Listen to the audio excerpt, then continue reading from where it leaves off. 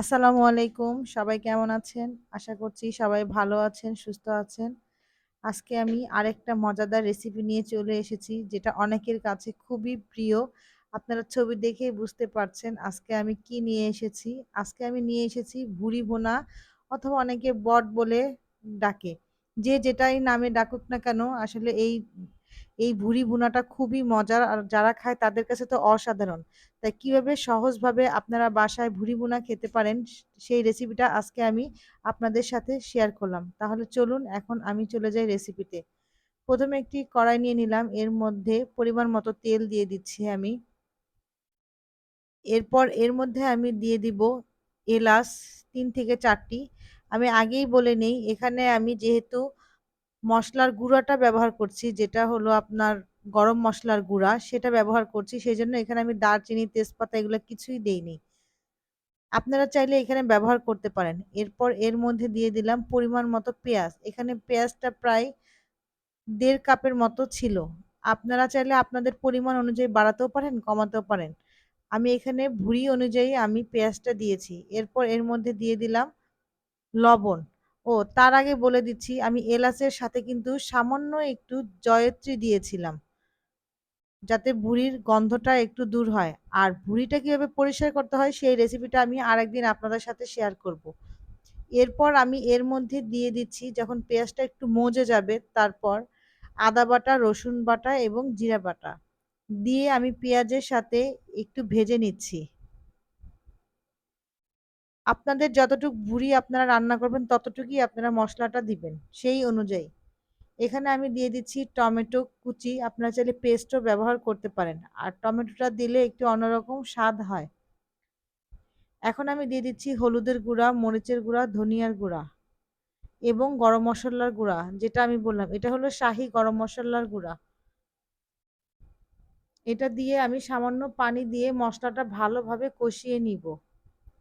ঝালটা আপনাদের উপর ডিপেন্ড করবে। আমার কাছে মনে হয়েছিল যে ঝালটা আরেকটু দরকার, তাই আমি আরেকটু ঝাল দিয়ে দিলাম, শুকনো মরিচের গুঁড়া। যখন মশলাটা ভালোভাবে কষে যাবে, তারপর আমরা ভুঁড়িটা দিয়ে দেব। এখন আমি মশলাটা ভালোভাবে নেড়ে চেড়ে নিচ্ছি। আমার রেসিপিগুলো যদি আপনাদের ভালো লেগে থাকে, তাহলে অবশ্যই লাইক দিবেন, শেয়ার করবেন এবং কমেন্টস করে জানাবেন কেমন লাগছে, এবং সাবস্ক্রাইব করে পাশে থাকবেন। এখন আমি ভুঁড়িগুলো দিয়ে দিচ্ছি, দিয়ে মশলার সাথে খুব ভালোভাবে নেড়ে চেড়ে মিশিয়ে নিচ্ছি। আর ভুঁড়িটা হতে কিন্তু খুব সময় লাগে, অনেক সময় লাগে, যে পর্যন্ত সিদ্ধ না হয়। এর ফাঁকে আমি বলি, আমি ভুঁড়ি ভালো করে পরিষ্কার করে একটু আদা, হলুদের গুঁড়ো দিয়ে আমি ভালোভাবে সেদ্ধ করে তারপর কেটে পরিষ্কার করে কেটে নিয়েছিলাম। সেই জন্য একটু হলুদ কালার লাগছে। আর ভুঁড়ি পরিষ্কার করার নিয়ম হলো, খুব ভালোভাবে কেটে নেওয়ার পর গরম পানি দিয়ে ভালোভাবে ধুয়ে নিতে হয়, তাহলে এর গন্ধটা থাকে না। আর আদা আর হলুদ দিলে এর পুরো গন্ধটাই চলে যায়। এখন দেখতেই পাচ্ছেন ভুঁড়ি থেকে পানি বের হচ্ছে। এই পানির মাধ্যমে আমি আরেকটু কষিয়ে নিব, যাতে ভালোভাবে একটু কষানো হয়ে গেলে এর মধ্যে আমি আবার পরিমাণ মতো পানি দিয়ে সেদ্ধ করতে দিয়ে দিব। এই যে দেখেন, একটু কষা কষা হয়ে গিয়েছে। ভুঁড়ি থেকে যেই পানিটা বের হয়েছিল সেটা শুকিয়ে গিয়েছে। এখন আমি গরম পানি দিয়ে দিচ্ছি পরিমাণ মতো, যেন এই পানিতেই ভুঁড়িটা সেদ্ধ হয়ে ভালোভাবে কষা কষা হয়ে যায়। এখানে আপনারা আমার ছবিটা দেখে বুঝতে পারছেন আমি একটু ভেজা ভেজা রেখেছিলাম। আপনারা চাইলে খুব ভাজা ভাজা করতে পারেন, যেমন মাংস ভাজা করে। এটা তো আর বলার কিছু নেই, যার যার পছন্দ অনুযায়ী আপনারা করতে পারেন। আর আমি ভেজে দেখালাম না, সেই জন্য ভাজতে গেলে অনেক সময় লাগবে এবং ভিডিওটা অনেক বড় হয়ে যাবে। সেই জন্য আমি একদিনে যেহেতু ভিডিওটা করেছি, সেই জন্য আমি আর ভাজার রেসিপিটা দেইনি বা ছবিটা দেখানো হয়নি। আপনারা ভালোভাবে ভেজে নিবেন।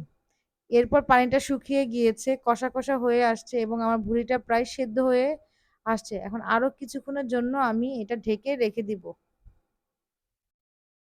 তেলটা খুব ভালোভাবে উপরে চলে এসেছে, আমাদের ভুঁড়ি সিদ্ধ হয়ে গিয়েছে এবং আমি সবকিছু টেস্ট করে দেখেছিলাম, আলহামদুলিল্লাহ সব ঠিক ছিল। আশা করছি আজকের রেসিপিটা আপনাদের ভালো লেগেছে। নতুন আরেকটা ভিডিও দেখার আমন্ত্রণ জানিয়ে আমি এখানেই বিদায় নিচ্ছি এবং অবশ্যই আপনারা বাসায় এই ভুড়ি রেসিপিটা ট্রাই করবেন এবং ট্রাই করে আমাকে জানাবেন আপনাদেরটা কেমন হয়েছে। আসসালামু আলাইকুম, আল্লাহ হাফেজ।